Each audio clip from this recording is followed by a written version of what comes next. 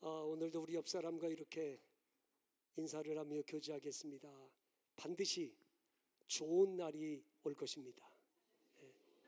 반드시 좋은 날이 올 것입니다.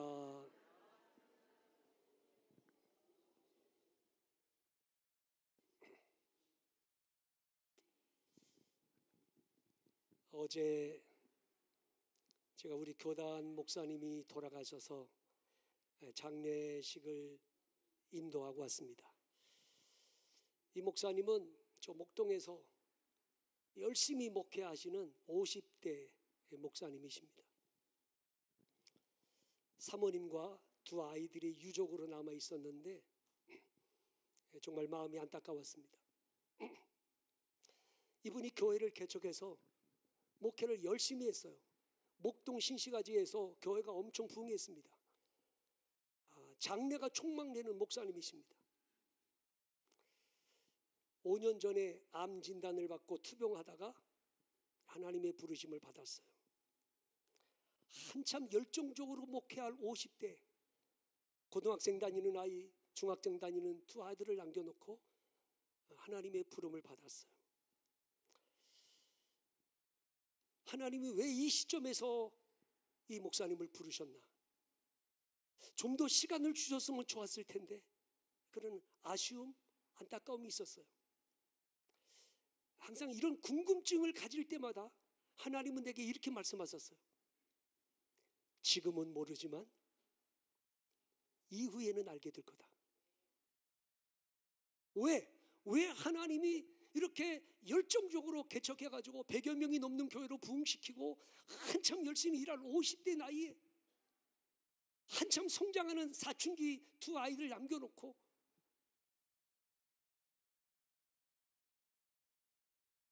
왜 하나님이 이때 부르셨지? 안타까운 거죠. 하지만 제가 늘 강조하는 것이지만 여러분, 복된 죽음이 무슨 죽음이에요? 100세, 120세까지 오래 장수하다가 죽는 것, 그거 복된 죽음 아니라고 했어요.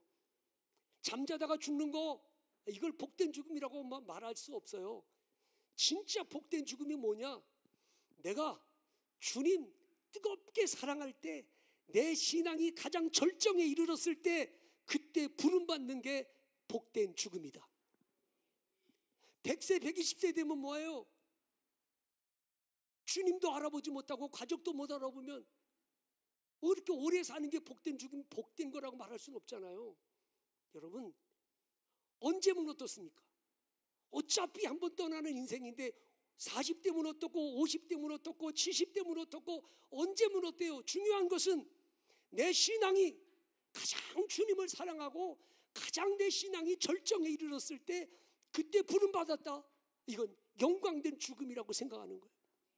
그래서 저는 그 젊은 목사님 50대에 열정적으로 목회해서 교회를 부흥시키고 한참 일할 나이지만 주님을 가장 사랑할 때, 가장 열정적으로 주님을 위해 헌신할 때 부름받았다.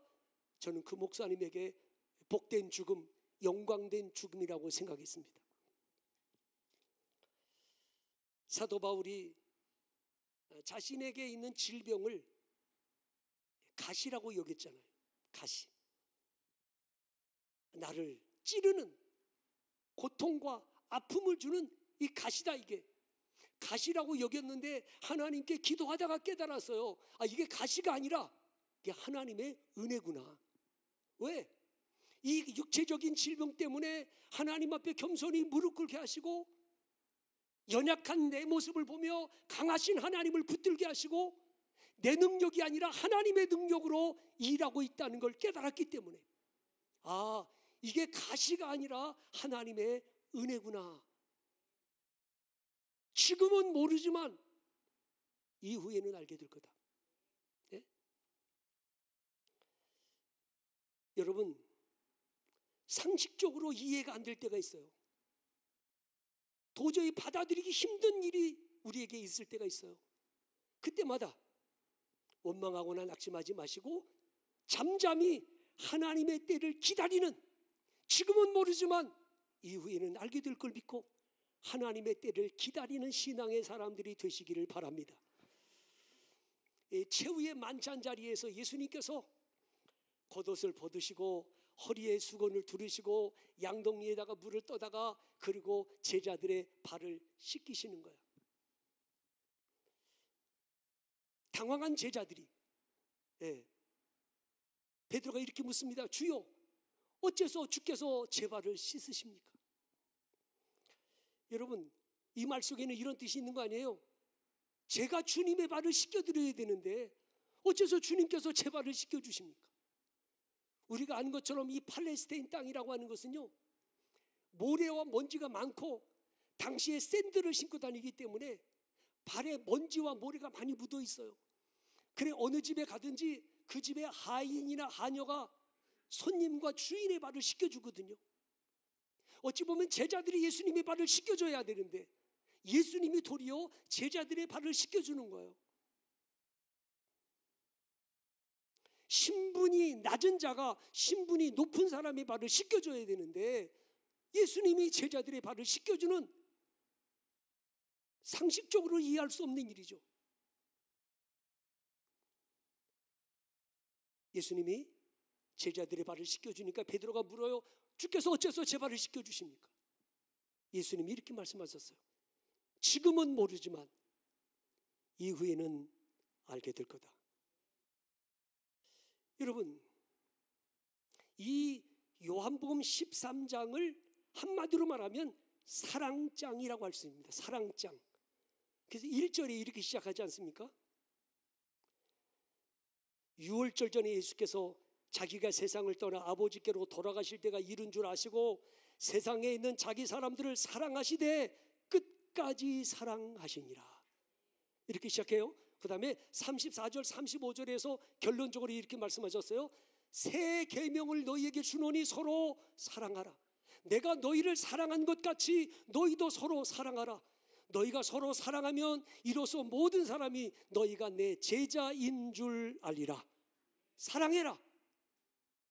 예수님이 제자들의 발을 씻겨주신 이유가 뭐예요? 사랑은 섬기는 것이다. 이걸 본을 보여주신 거예요. 사랑은 섬기는 거다. 네? 그래서 요한복음 13장 14절 15절에서 주님이 이렇게 말씀하셨어요.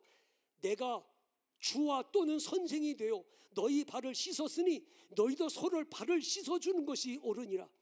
내가 너희에게 행한 것 같이 너희도 서로 행하게 하려 하여 본을 보였노라.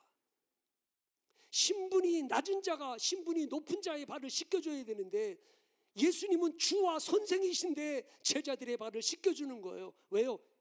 사랑은 이런 것이다. 사랑은 높은 자가 낮은 자일지라도 사랑으로 섬겨주는 거. 사랑은 섬기는 거다.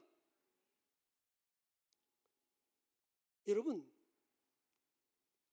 사랑은요 권리를 주장하거나 군림하려고 하지 않습니다. 사랑은 겸손히 섬기는 겁니다. 미국의 흑인 인권 운동가였던 부커 워싱턴의 일화가 있습니다. 이 부커 워싱턴은 터스키키 고등학교 교장으로 취임을 하게 됐어요. 그래 그 터스키키 고등학교 교장으로 취임하는 날 한 백작 부인이 이 부커 워싱턴을 보는 순간에 이 흑인이거든요. 얼굴이 검은 흑인이니까 남의 집에 머슴으로 있는 사람인 줄 알고 이봐요, 우리 집에 저 장작 좀 패주세요. 그리고 장작을 패달라고 그러는 거야. 그때 이 부커 워싱턴이 제가 터스키키 고등학교 교장으로 취임한 사람입니다 라고 자기 신분을 밝힐 수 있지만 아무 말도 안 하고 웃옷을 벗고 그 집 장작을 다 패준 거야.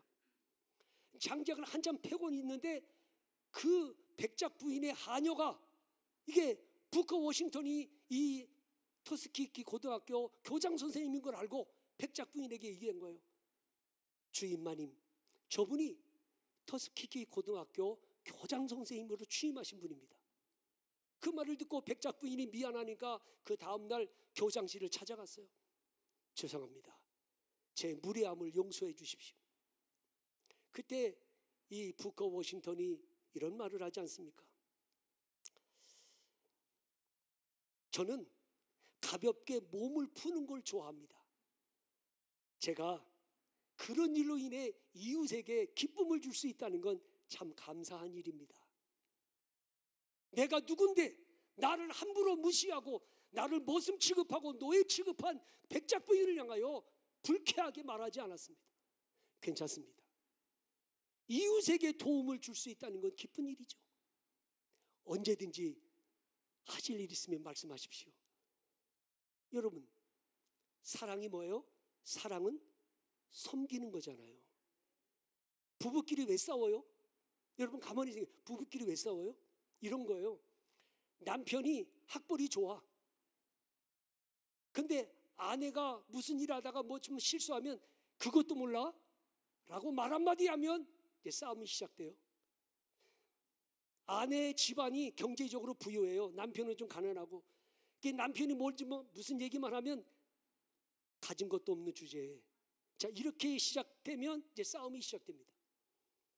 여러분, 사랑은요, 그런 걸 내세우지 않아요. 많이 배웠거나 많이 가지고 있거나 그런 게 중요하지 않아요. 사랑하면 섬기게 되어 있는 거예요. 교회 안에서도 마찬가지예요. 여러분, 교회 안에서도 사랑으로 섬긴다는 게 뭐예요? 자, 그러면 교회 안에서도요, 누군가를 훈계하려고 하거나 누군가를 가르치려고 하면 안 돼요. 말없이 본을 보여주세요. 그렇잖아요. 이렇게 해야 돼, 저렇게 해야 돼 라고 누군가를 훈계하려고 하거나 가르치려고 하면 상처받아요. 그러니까 가르치려고 하지 마세요. 그냥 말없이 본을 보여주세요. 사랑은 섬기는 것이니까. 예? 예수님께서 제자들의 발을 씻겨주신 이유가 뭐예요? 사랑은 섬기는 것이니라. 이걸 보여주신 거예요. 마태복음 20장 25절로 28절에서 예수님이 이런 말씀하시잖아요. 이방인의 집권자들이 그들을 임의로 주관하고 그 고관들이 그들에게 권세를 부리는 줄을 너희가 알거니와 너희 중에는 그렇지 않아야 하나니 너희 중에 누구든지 크고자 하는 자는 너희를 섬기는 자가 되고 너희 중에 누구든지 으뜸이 되고자 하는 자는 너희의 종이 되어야 하리라. 세상의 기준과 하나님의 백성들의 기준은 달라야 합니다. 세상은 가진 자가, 높은 자가 군림하려고 하지만 교회는 가진 자나 높은 자나 할 것 없이 사랑으로 섬기는 것입니다. 제가 군에 있을 때 제가 창원 39사단에 있었는데 그 사단장님이 교회 집사님이셨어요. 여러분, 사단장이 얼마나 높은 줄 알죠? 투스타입니다. 별 2개예요. 근데 교회 집사님이야. 근데 이분이 주일날이면 예배당 앞에서 주보를 나눠주는 거예요.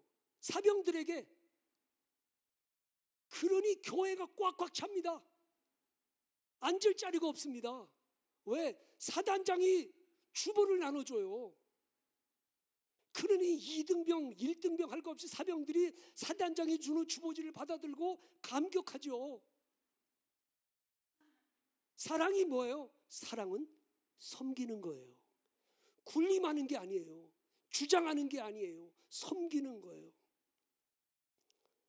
세상에서는 높은 자가, 힘 있는 자가, 가진 자가 큰 자라고 여기지만 하나님 나라에 가면 섬기는 자가 큰 자로 인정을 받고 칭찬을 받게 될 것입니다. 지금은 모르지만 천국 가면 알게 될 거다. 섬기는 자가 큰 자라는 거. 예?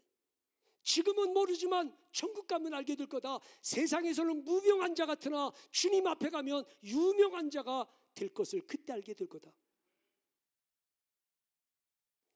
빌립보서 2장 5절로 11절에 이런 말씀이 나와요. 예수님께서는 하나님과 동등됨을 취하지 않으시고 오히려 종의 형체를 가지사 자기를 낮추시고 죽기까지 복종하셨다. 그 결과 하나님이 그를 지극히 높여 모든 이름 위에 뛰어난 이름을 주셨다 말씀합니다. 지금은 몰라요. 그러나 천국 가면 알게 될 거예요. 겸손히 섬기는 자가 큰 자임을 이후에는 알게 될 거다. 지금은 모르지만 이후에는 알리라. 이 말씀 속에는 이런 뜻도 포함되어 있어요. 지금은 실패인 줄 알았는데 이후에 성공임을 알게 될 거다. 지금은 고통이고 슬픔인 줄 알았는데 이후에 기쁨과 자랑임을 알게 될 거다. 지금은 실망과 좌절인 줄 알았는데 이후에 소망과 영광임을 알게 될 거다. 자, 나사로 사건 한번 생각해보면, 나사로 사건. 여러분, 나사로가요, 나사로, 마르다, 마리아 3남매가 베다니에 살고 있었어요. 근데 이 3남매는 예수님이 극진히 사랑하셨던 사람들이에요. 어느 날 나사로가 병들었어요. 마르다와 마리아가 예수님께 전가를 보냈어요. 사람을 통해 주님이 사랑하시는 나사로가 병들었습니다. 마르다와 마리아는요, 예수님이 열일 제쳐놓고 달려올 줄 아셨어요. 안 오시는 거야. 결국 나사로가 죽었어요.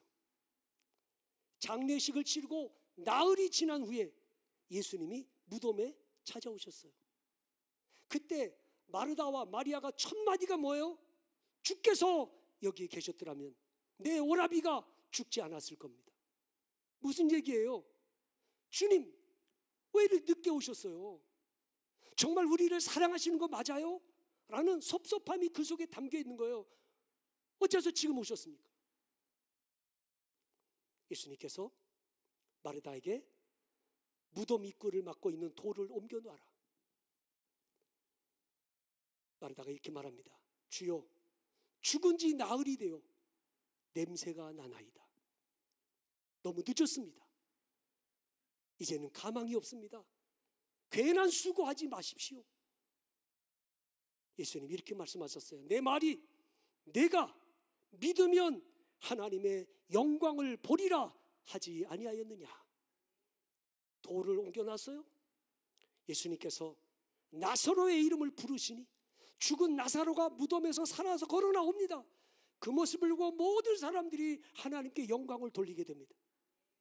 여러분, 마르다와 마리아는 나사로의 죽음 앞에서 절망과 비극인 줄 알았는데 이제 와서 보니 생명과 부활의 참 소망임을 보게 된 거예요.